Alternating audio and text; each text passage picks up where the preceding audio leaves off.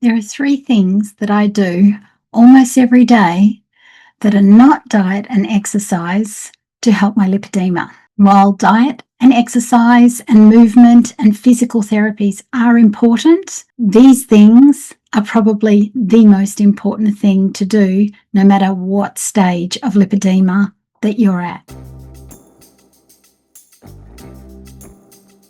I forgave myself. I forgave myself for not knowing what was going on with me. I forgave myself for thinking there was something wrong with me.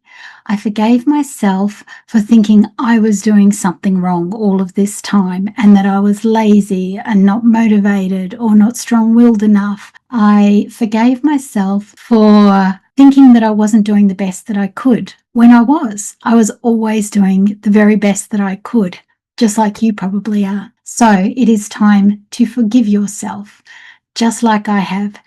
This is not something that is a one and done. I forgive myself and we're moving on. This is something that we have to do every day because likely you've beaten yourself up like I have every day for most of your life. So it's time to start today to forgive yourself and continue to forgive yourself every other day forward. You can do this with affirmations, with the Ho'oponopono prayer, EFT tapping, if you've heard of tapping.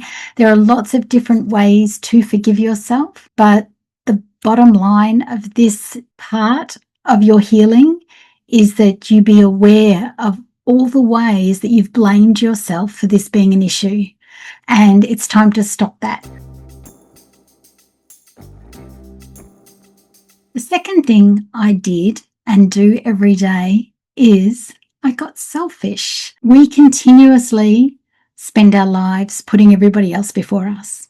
As women, we're kind of wired for that, right? For us to heal, for us to feel better, we have to actually be selfish and put ourselves first. It's that age-old, oxygen mask on yourself before anybody else, because how can anybody else around us have the life that we want them to have if we're not our best self to help them do that? So how I got selfish was I started putting my healing first and taking time up. That was probably the biggest thing, is that we put very little value on our time, and our time goes on to everybody else with things that I do every day, the coffee enemas that I do, taking time to cook the food that nourishes my body, and always having, meat in the fridge and things like that. That became a priority for me, and I just made it happen first. That was the thing that happened first in my world, in my days, and everything else had to slot in around that.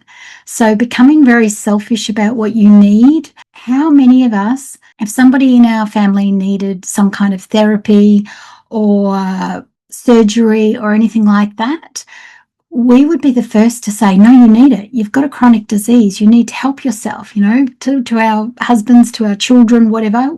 It's a no-brainer. But we're never selfish enough to spend that money on ourselves. It takes a lot for us to do that.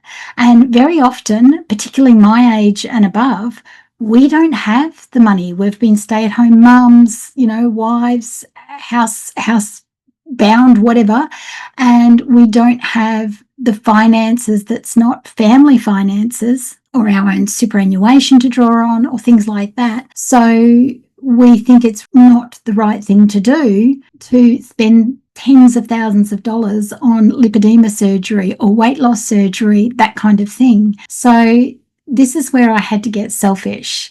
The first step for me was having the weight loss surgery, and that was extremely selfish because I knew I was going to have to focus on myself for the first year of that. I was going to have to put myself first when it came to what I ate, how I prepared food, all of that kind of thing. And I just had to be selfish about that. Then when I had my arms done, I had to be selfish about spending $25,000. And that was tough. That was a really tough thing to put myself forward and go, no, I deserve this. As much as I wanted it and needed it, after the weight loss and the lipedema arms that 30% of women have that I had an enormous amount of excess skin.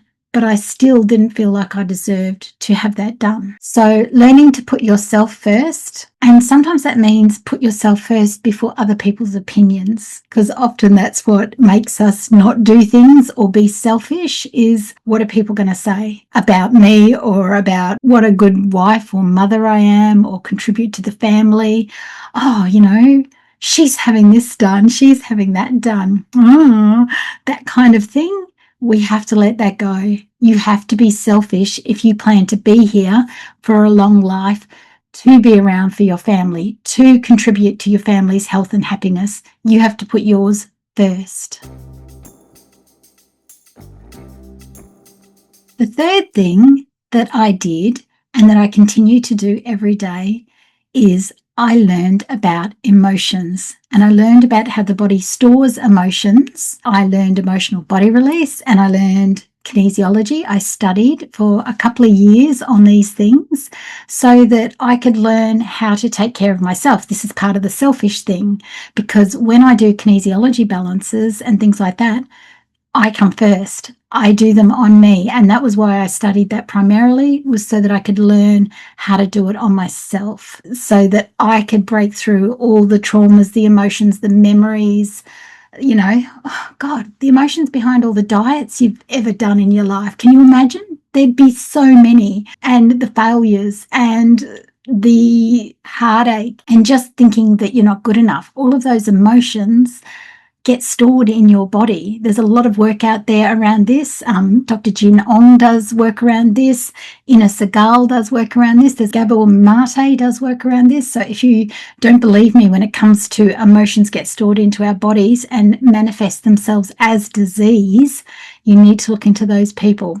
So I decided I needed to study how to do something about this, because I'm not one to sit around and go, oh, that's nice, I understand that, but what do I do about it? It's not until you do something about these things that it actually makes a change in your body. So I studied, and I continue to do balances on myself every day. I do them particularly right now in the lead up to my next lot of surgeries, to let go of any fears, any emotions, any worries, anxiety around the surgery. Anyone that has any kind of surgery, in the back of your mind, there's always some kind of worry, stress, that kind of thing.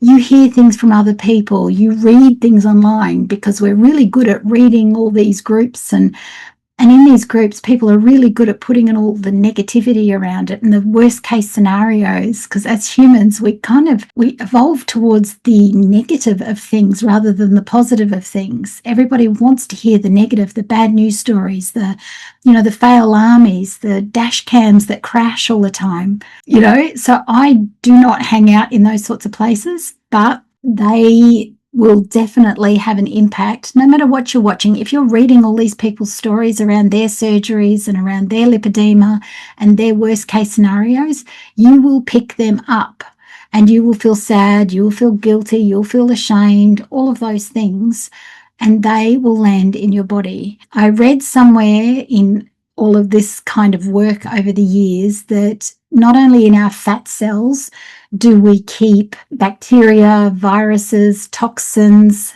estrogens, that's a big thing, hormones, but we also keep emotions, which is why when you actually lose weight, you'll go through a bit of a roller coaster ride of emotions, because we store them. So it's really, really important to find things that you can do to release your emotions, to deal with long forgotten traumas and situations that you've been in, things that people have said to you that you've held on to and you don't even realize you've held on to them. So that's really important.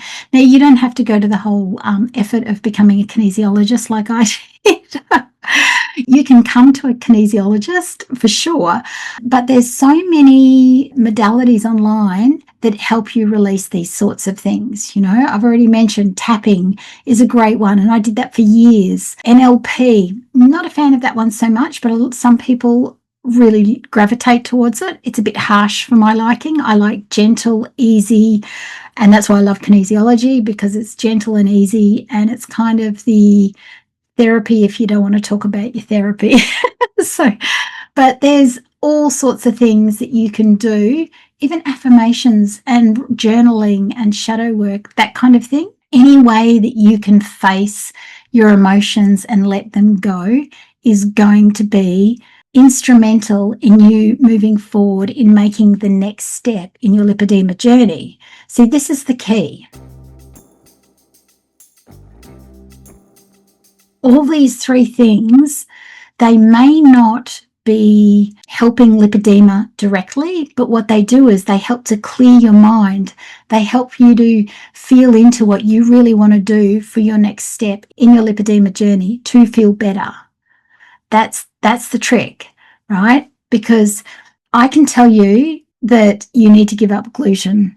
But if your favorite memory is with your grandma who has passed away, is sitting at the dining room table eating white sandwiches with tomato on it and salt and pepper, it's my favorite memory with my grandma, you're not going to want to give up gluten if you're not aware that that's holding you. And every time you have that tomato sandwich with that cup of tea, right? That was grandma, the tomato sandwich with a cup of tea. You're not going to let go of that, but you're not going to know why. You don't know why that's a comfort food for you, but you're never going to give it up. So this plays out in so many different ways of our lipedema life. And we really, really need to be brave enough, because nobody does this because it's scary. Nobody wants to face their crap.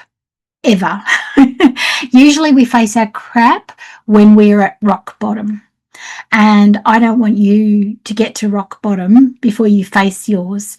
You don't have to, you don't need to. You can actually face it and move forward with the rest of your lipedema healing. And it will give you courage. It will give you the bravery you need to go, you know what?